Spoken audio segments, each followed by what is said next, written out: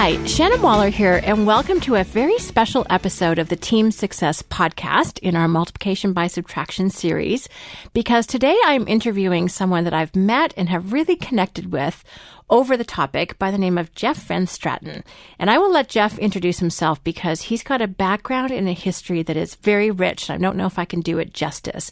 But what I really want to explore today in our conversation is what difference subtracting makes and how you can multiply the results as an impact or an effect of subtracting someone, really for positive cultural change, which is really what Jeff's going to talk about today.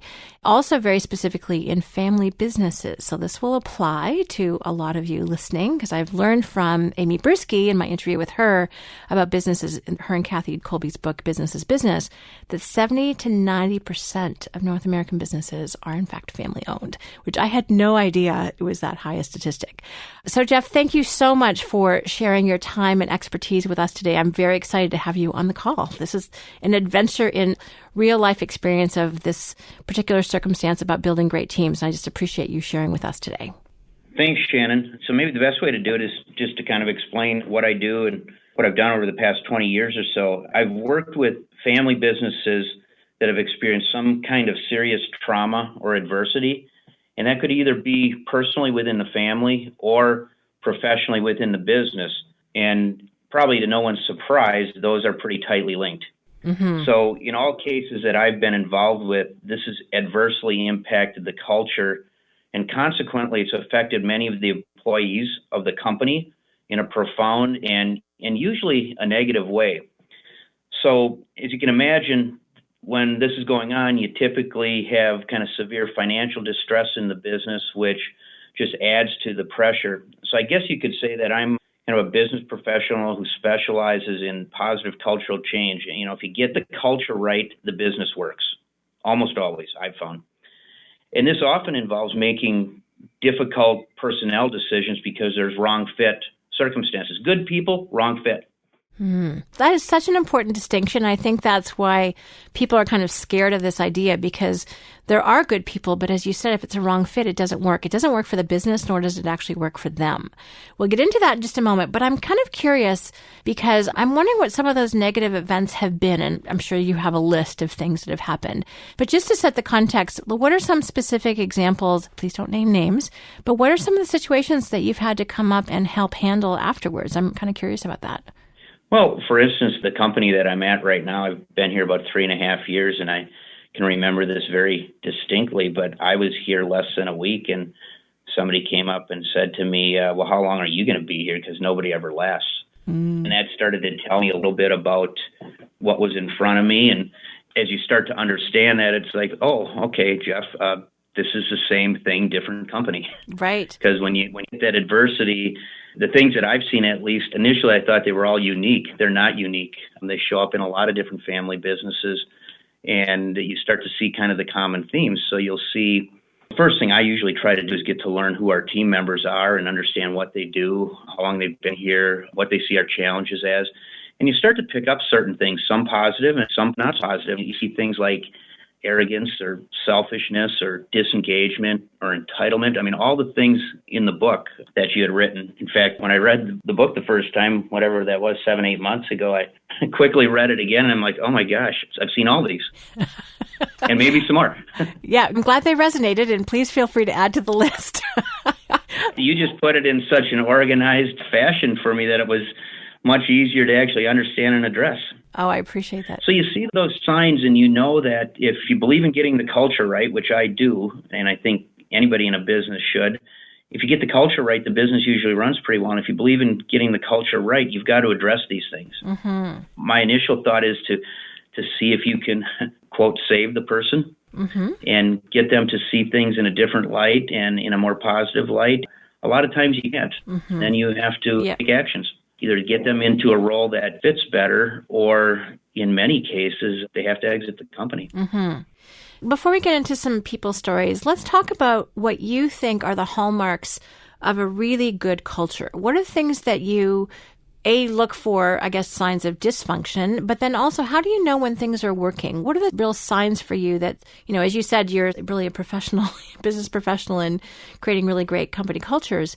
What do you aspire to help companies achieve? Where do you want them to get to? Yeah, maybe first off, before I say that, I have learned it's not that easy. No. Michelle, laughing here. It's just not that easy. It takes longer than you think. A culture is bigger than the people. Mm-hmm. And it can take good people and do things to it. So some of the things I try to get our culture, our teamwork, people with a growth mindset, people that can look toward the future and aren't focused on the past. It's very easy to dwell on the past, but the past is only relevant if it helps you for the future, in my opinion. Mm-hmm. So transparency, better communication. Every company I've ever been at, probably every company anybody's ever been at, is people will say we don't communicate as well as we should. Okay. And that's a real tricky thing to communicate transparently, but succinctly and in a meaningful fashion. So if you get some of those things right, you're well on your way to having the type of culture that can become a high-performing culture. Mm-hmm. I'm kind of struck by your list because I love every element of it. So teamwork, people need to have a growth mindset, have a future focused, and the past is only relevant in terms of how it serves your future. Transparency and communication. What an awesome list. Yeah, I'd probably throw one more in there, too. You can't be afraid to fail. And what I've found in these cultures that are challenged is people can be afraid of their own shadow. And you just don't operate at your best when you're afraid to fail. I mean, you should operate in a thoughtful fashion, but you just got to do it. I always think not doing anything is the worst of the three answers. Right. The right answer is the best. The wrong answer you can normally adjust from, but no answer just leaves you in quicksand. That is so insightful. I really appreciate that. That's great. So I'm curious because, as you said, you've read Multiplication by Subtraction several times and can kind of check off your experience. But I know that you've had some pretty, ones that were challenging or that were hard to do, and you tried to rehabilitate people's thinking. But let's get into a couple of examples of maybe one that you were able to kind of help shift their thinking, and maybe one that you were not able to, that it was actually a subtraction, and what the impact of that was. So if you could just kind of outline, what are some examples of some people that you've had to impact one way or the other? Yeah, I'm thinking of a couple different folks, one from here and one from the previous company I was at, where you could see they were kind of on the fence. They showed enough promise where if you gave them the tools, the confidence, you just got behind them and supported them, you could probably get them there. Mm-hmm. And that's worked with, I'm thinking of one of the folks in our operation in particular, and thinking of another person too, where you could just see the tools were there, but they haven't had a chance to shine. And if you can somehow bring that out in them, and the confidence thing is so important. Typically, when you're in a damaged culture, most people aren't operating with much confidence either. That's such a great point. But what kind of conversations would you have with them, and what would you say to them specifically to help them boost their confidence? Well, I would say more than anything, you're just kind of coaching them along the way. You're telling them that you're making a sound decision. If they didn't make a sound decision, you kind of talk through why, and you let them know that was okay, that you didn't get it right the first time. What's more important is, do you eventually get it right? Mm-hmm. And you just coach them and build them up. I'm a golf coach as well. It's no different than what you do in athletics, how you try to coach people to work through adversity. So that's really getting into the kind of the leadership role in creating that great culture, is that you are in just talking about leadership versus management to someone yesterday.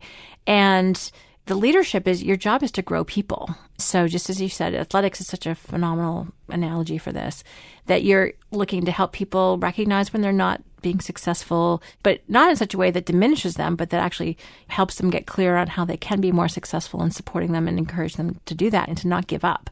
So I guess in damaged culture, people are afraid to take those risks, and they're not feeling confident enough to even take up or attempt to use the tools. Is that right?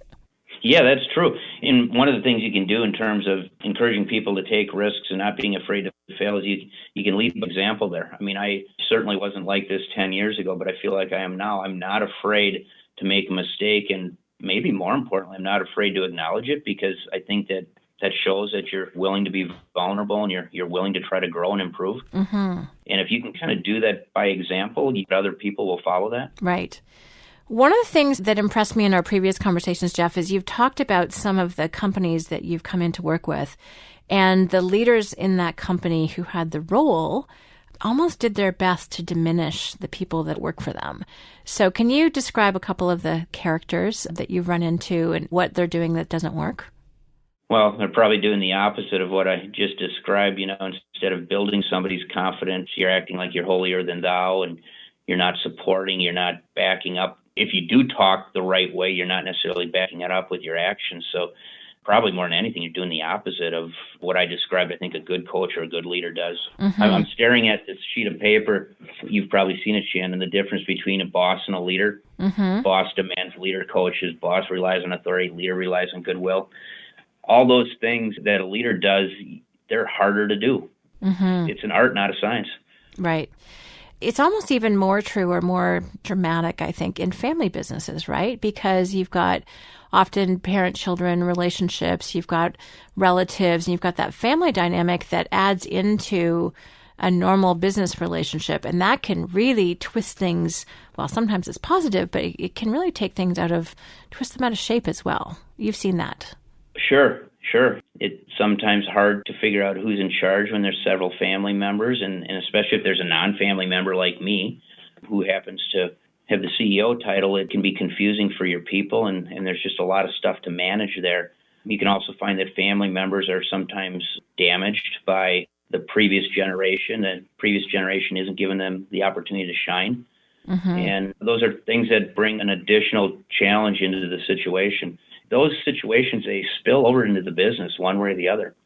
I mean, it's interesting. I've found that every time I've gone into a situation, everybody wants to talk about why the business isn't doing well, but at the core of the issue are usually other things. What are some of those other things? I think listing those out will be really instructive for people.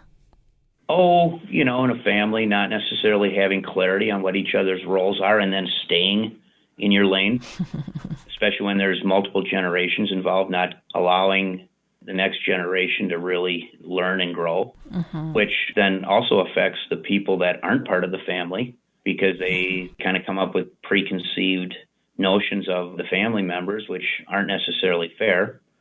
So it's just additional dynamics on the family side. Right. So it's really important then that family members really appreciate the fact, again, it kind of goes back to, I think, Amy and Kathy's book, is to really let business be business and family be family. And when we overlap those, at least in an unhealthy way, it really negative influences on the business. Is that right? Right. And the interesting thing is, so we're only talking about family members, but, in a typical family business like ours, there's only, 2 or 3 family members. So there's 198 that aren't. But those people are affected greatly by what happens within the family. That is such a great point because 2 or 3 family members can impact hundreds of people. One of the things I've coached leaders for a long time, and especially entrepreneurs, business owners, is be aware of your might, kind of like Mighty Mouse. People are not aware of just how much influence they have and how much impact they have and how a comment here or a look there or a lack of a comment or a look ripples through the entire organization and builds reputation. Sometimes it's positive, but most of the time it's not. And people are just very unaware of the impact of their actions and behavior. Thank you for making that point. Really important. So let's get into talking about, I love specific examples because I know that people really resonate with that. What's an example of someone, or more than one, because you've had over 20 years of experience doing this, some examples of people where you had to make some of those really challenging decisions and what the impact was afterwards. Let's dive into one of those. Yeah, it's interesting. It almost feels bad to say it sometimes, but we've had several examples at the company I'm with right now where very specific example where we've let somebody go, either coach them out or let them go, and more often than not, let them go, where our organization immediately got better, immediately, like right when it happened. In fact, some people looked at you and said, what the heck took you so long?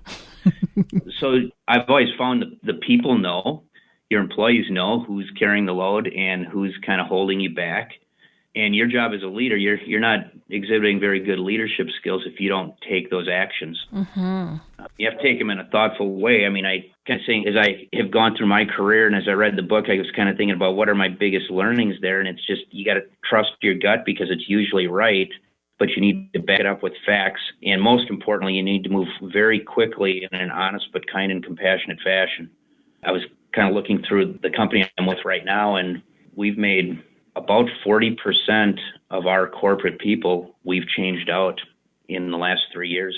And that's a staggering number. But as I discussed it with Michelle, my director of AHR, we kind of came to the conclusion that every one of those things were the right move. In fact, we actually came to the conclusion of we've got a little ways to go yet. And again, that takes you back to the biggest learning of move quickly. So we've had very, very specific examples where our purchasing area was just not working the way it should. Not at all. As you dug a little bit deeper, you came to understand that it was all about the person in there. They were disengaged. They felt entitled, and you weren't going to overcome that. We tried. We tried hard. And the fact is we should have accepted that fact earlier and moved on. So how long was it when you first identified the issue with that person until they left the organization? I'd say probably 60 to 90 days. Okay. You got to give that person a fair shake, but again, trusting your gut, it becomes pretty obvious pretty fast. Yeah. And actually that happened twice in our purchasing area in my 3 years here. Mm-hmm. 2 times we got it wrong, which could be a whole nother podcast of how to hire right. Yes. Because it's very difficult. Possibly the most difficult thing in business is hiring properly. That might have to be one of my future books for sure. And then we can talk about that too. But it's interesting. I mean, people have asked me, okay, this is an interesting topic for teamwork, multiplication by subtraction. But I'm like, it is an interesting topic, but it's so relevant because you actually can't have great teamwork if the wrong fit people are on the team. And my motivation, as I think is pretty clear if anyone's listening to other podcasts, because just like you, it pains me, it hurts me when I see an organization being damaged or other people being harmed by the fact that someone is not pulling their weight, not aligned with the goals, sometimes even subverting them, which is awful. Or you said this earlier, paying lip service, saying the right things but not doing them. That's probably the hardest one, Shannon, is when, it is. At least if it's out in the open, it's easier to deal with. But when it's the sneaking around stuff, that's the really tough ones to deal with. And I've normally seen it. This isn't the only example, but I often see it in leadership where people are really smart. They've been around for a long time, but they're more interested in their own agenda than the company's. And those are the situations in particular that actually prompted me to write the book because I'd identified it with a whole bunch of clients and friends that I'd work with. And most of my clients become my friends. I would point it out to them. And then 2 years later, they go, Shannon, you were right. I'm like, that was 2 years ago. Come on. Yeah. And that's what compelled me to kind of lay out the symptoms and the results that caused, because it's not something that's immediately evident or people are very intelligent about the right things to say, even if they're not doing the right things. And as you said, it's an emotionally tough decision. It's not an easy one to make. Part of the reason I really appreciate talking to you is you've done this a lot. And you've learned, as you've said from reading the book and from your own experience, that trusting your gut. And I loved how you talked about dealing with it in an honest, kind, and compassionate, but also quick fashion. And you do it thoughtfully, but you do it. I love hearing it from you because it's not just me saying it, but that's what you know works. And now, after you've, quote unquote, subtracted those 2 people from the purchasing area, what happened with that department? What happened with the team afterwards? Well, literally the day after, people just have more of a bounce in their step. They're more positive. They are willing to pitch in because all of a sudden you've got a void, but people don't really care. They just pitch in and they figure out how to get it done. And that just kind of reinforces like, wow, that was pretty obvious. Why didn't I act sooner? Yes. And I love, it's so much fun to hear you say this. I'm like, yes. And that's what a lot of times people are afraid of is the void and that, oh my gosh, who's going to do the work? And the rest of the team's going to be more burdened. But just as you said, people willingly jump in and throw themselves at it because that toxic influence is gone and they're happier. They have more energy. They don't feel squished, just technical term. And they just are willingly pitch in because it's so much of a better atmosphere. And they actually look forward to coming to work as opposed to dreading it, which is what was happening before, I'm sure. Right. So one of the things I talk about quite a bit, people maybe get sick of hearing me say it, but I want people that aspire to greatness. And greatness is just doing the little things well every day and getting a little bit better every day. There's nothing magical about greatness. It's just getting better every day. And if you don't aspire to greatness and if you don't want to be part of a great team, I don't have room on my team for you. It's as simple as that. I just can't grasp the concept of why somebody wouldn't want to be great. I love that. One of the questions that you and I had talked about before, which I want to ask for the people who are no longer there. And again, they're often really good people, just totally in the wrong circumstances. No, you're right. Sometimes people just need a change of scenery. Mm-hmm. At least that's what I've learned over the years. You got perfectly good people who, for whatever reason, just need a change of scenery. So I try to take the approach of sometimes you're actually helping that person a lot. You're giving them the nudge that they can't give themselves. Mm-hmm. I've heard from people years later that, I let go. I actually talked to one this morning on the way in. Sometimes you're giving them the nudge that they need. So what did they say in that conversation this morning? Oh, like this morning, we just talked with Matt a little bit, and he just said, how you doing? I heard some neat things are going on right now at Bentley, and how's your family? So there was, how are you doing, Matt? I'm doing great. I'm working on a new business plan. I started my own business, and you don't really expect to have those phone calls. But I guess what you learn is sometimes delivering a really tough message in a kind of compassionate way can lead better for a person. Yeah. And, of course, it works for the organization, too. Those things work both ways. That is so great. And I love that you were talking to someone who was exited and they're still having a caring conversation, asking about families. And one of the things, and I didn't talk about this a lot in the book, but those relationships can continue. I've had this very similar experience where it was very clear that this person had talked themselves out of a job and what they wanted to do was not going to be actually good for the company. So we made the very tough decision to exit her. We still stay in contact. She occasionally calls me for advice. I was invited to her wedding. And you don't think that can happen, but it can, and it's disruptive. There's no question about that. It's hard, but it doesn't necessarily mean things are always over, that people resent you for the rest of their lives, which is, I think, is what most people are afraid of. And I do want to get into some more of the obstacles and challenges because I think we're going through the list, but this is really useful. But I also want to talk about what's the impact on the other team members when you have someone who, as you eloquently put it, are kind of stuck in their rut and don't necessarily have the courage themselves to make that change. What's it like for the rest of the team when they're working with someone who's not engaged or not on the same page as everybody else? Well, that's by far the biggest risk of not doing something that I've found, because I've done it wrong plenty of times. But if you don't take an action, especially if it's an obvious one, guess what happens? Your best people leave, or the cancer spreads and somehow you pull that person to the dark side and it just spreads within the company. So I kind of learned a long time ago from a great boss I had about 25 years ago that if you got a lifeboat and you can't get everybody in it, you better know who's in your lifeboat and make sure you protect and take care of them.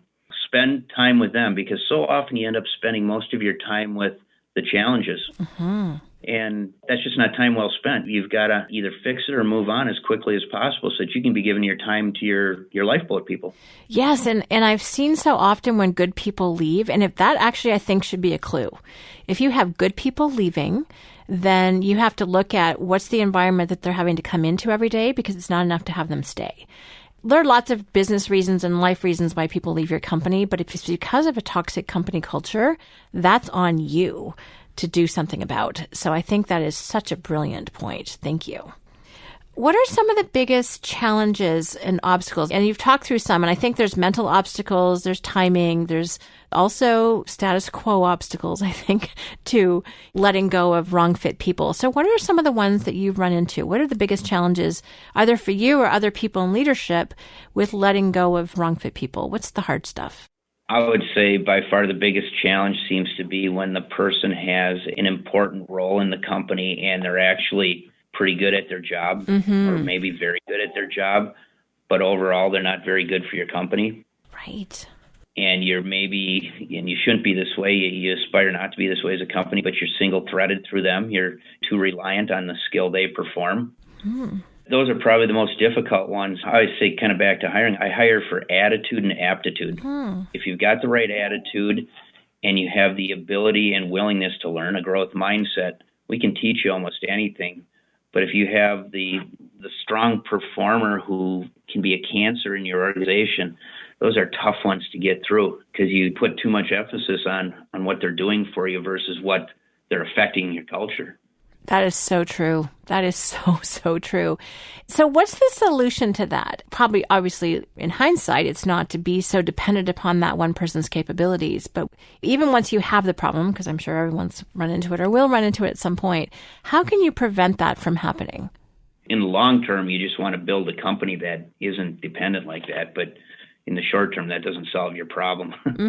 So, if you've got that going on, and I feel like we have that going on right now in a couple areas, you've got to very quickly move towards, you got to take a two-pronged approach. You got to try your best to save the person, but you also have to be getting somebody else up to speed. Right. And you have to just say, you know what, we're going to survive. No company should be dependent on one person ever. In fact, the most valuable people at a company are the ones that can really work themselves out of a job and leverage others. Oh, talk more about that. I mean, it's part of your growth mindset, as you've been mentioning, but that's such a great point. Talk more about people like that. That's an interesting way to put it. I love it. Yeah, if you have the ability, and it's really a unique ability that you don't see that many people with, that can take a job to the point where that job is not dependent on their skill at all, you can take that person, they can replicate that many other places. They can teach other people how to use that skill. It's the skill you don't see very often, but when you get somebody that has, boy, are they valuable. And you have to make sure they understand that that's a very valuable skill. It's not a skill that they should feel threatened by, that their job is threatened. That is great. And it's interesting because as I'm thinking, partly it's their skill and their willingness to basically come up with systems and structures that are teachable and coachable to other people. It's also a mindset, though. And it's interesting because this is a similar conversation that I had yesterday. It's a shift, actually. I usually see it where someone's doing a particular role in a company to a leadership role, because when you're responsible for the doing of something, all of your status and your feeling of success and productivity comes from what you can do yourself. Yes. And then the shift is eventually, if not everyone gets there, is to how can you get things done through other people? And how can you let go of that thing that you loved and you built and you nourished and you nurtured, your baby? How can you actually let it grow up and go on to other people, right, so that then you can go and take on something new? And you've done that in your career. I've certainly done it in my career in terms of there's certain workshops I've designed and I started and I coached. I don't coach them anymore. Other people coach them. I'm clear about who my audience is as opposed to who other people's audiences are. And that's allowed me to do that. Now, do I still hang on to certain things? Yes, I think we probably all do. But it's interesting because not everyone sees that that's a goal, but you have to be willing to get out of your own skin a little bit and see that it's not only about what you can actually do yourself, it's about what you can also make sure gets done with the teamwork of other people. And that's a big mind shift for a lot of folks to make. Yeah, I used to be that person. I think I still am from time to time. And then you pride yourself on it, that you're willing to dig in and do anything. But the quicker you can realize and keep coming back to, that's not what's going to make your company great. What's going to make your company great is your ability to leverage and teach and coach others and even eliminate certain things. That's what makes your company great. You can only go so far on your own back. Great point. So just as we're getting toward the end of our conversation here, what advice would you give to people? And you've been very prescriptive, which I really appreciate. But if someone's read Multiplication by Subtraction or thinking about a tough situation or person that they're dealing with, from your own experience, what have you learned? What pep talks do you give yourself? What coaching would you give to somebody else when they're facing the situation? I just come back to the three things. My biggest learning: trust your gut. It's usually right, but then back it up with facts. And three, move quickly in an honest but kind and compassionate way. And I have to remind myself of that over and over and over again. And probably when we hang up the phone, I'll probably sit down with Michelle, my HR director, and talk about how we can actually practice what I'm preaching. To your point, though, until you actually talk it out loud and think it through, there are so many other business pressures and challenges and opportunities to focus on that often I think this one gets shoved down a little bit. It's like, I don't know what to do about that. I'm going to put it to the side until I do know what to do. But sometimes we don't figure it out until we think about it and we write it down maybe and we talk about it with other people. That can help really get clear on how can we coach this person if they're not rescuable, if that's a word. What actions are we going to take? And I think your list of 3 things is really astute. So I'm just going to repeat them again. So if anyone's writing down, they can capture them. Trust your gut, back it up with facts, and then quickly take action in a kind, honest, and compassionate way. And I guess if I had to add a fourth, I'd probably say just be fearless, because it's not pleasant, it's not fun, but it's the right thing to do. On that note, I had a client, he got to the end of the book where I'm prescriptive about what to do, because I say have a short conversation. Often it's less than 15 minutes. He was like, I have been putting this off and it's only going to take 15 minutes.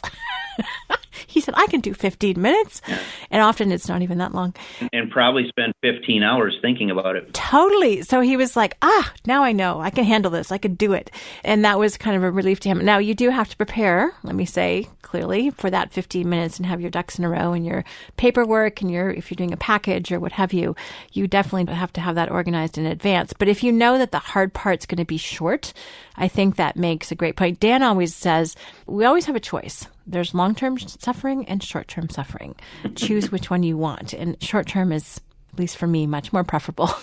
So I would agree with that. I agree. Okay, awesome. Now, I'm going to turn the tables a little bit. What if someone is listening to this and they have some of those symptoms that we were talking about, that you were mentioning, about being disengaged or status quo or comfortable in a rut and not having the courage? We've been talking about what if you identify someone like that, what do you do as a leader? But what if, the shoe's on the other foot, what if you're in that position? What can that person do? What advice would you give to them in terms of either subtracting themselves maybe or coaching themselves? What would you tell someone if they're listening to this going, ooh, that could be me? What would you say to that person? When I saw the list of the 12 symptoms the first time, the first thing I did was read through it and say, gosh, am I in any of those buckets or have I ever been in those buckets? Mm-hmm. So I think the first thing is just be totally honest with yourself. And if you truly are, acknowledge the fact that you're truly in one of those buckets and make a decision. The decision might be, I have to have a different environment. Right. I think there's only two decisions, by the way. I either have to have a different environment or I have to change. Yes. I think those are the only two decisions because I can't, for the life of me, ever figure out why somebody would want to live in one of those buckets. That's a great point. But I've seen people in our own company who are so comfortable being uncomfortable, if that makes any sense at all. That people were in pain, but they were invested in it and they were stuck to it. And it was like glue, like tacky, sticky contact cement. And until we kind of made the decision for them, they were not going to budge. Yeah, at the risk of offending anybody in our organization, I just had a discussion with somebody last week. I'm kind of careful about my words here because I don't know who will be listening to, but I made the comment of sometimes we're like the Walking Dead. Mm-hmm. The other thing I said to the person was they've actually written a song about us. It's called Comfortably Numb. Yes. Don't let yourself get there. As a leader, one way or the other, I'm going to shock you out of that. I'm going to try my best to shock you out of that situation, and that might be shocking you out of the company or it might be shocking you to newer heights within the company. But being in that state I don't think it's a good state for anybody. Oh my goodness. Comfortably Numb was actually the title of a book that my husband was playing around with the idea of writing just before retirement. So I'm relating to that title quite a bit. And the whole Walking Dead, one of the lines that came out as I was collaborating with my dear friend and designer, Kathy, was zombie. You see people who are zombies in companies. And why are you here? What are you doing? So to wake up is a challenge. And sometimes you can wake yourself up, but sometimes you're going to be woken up by other people.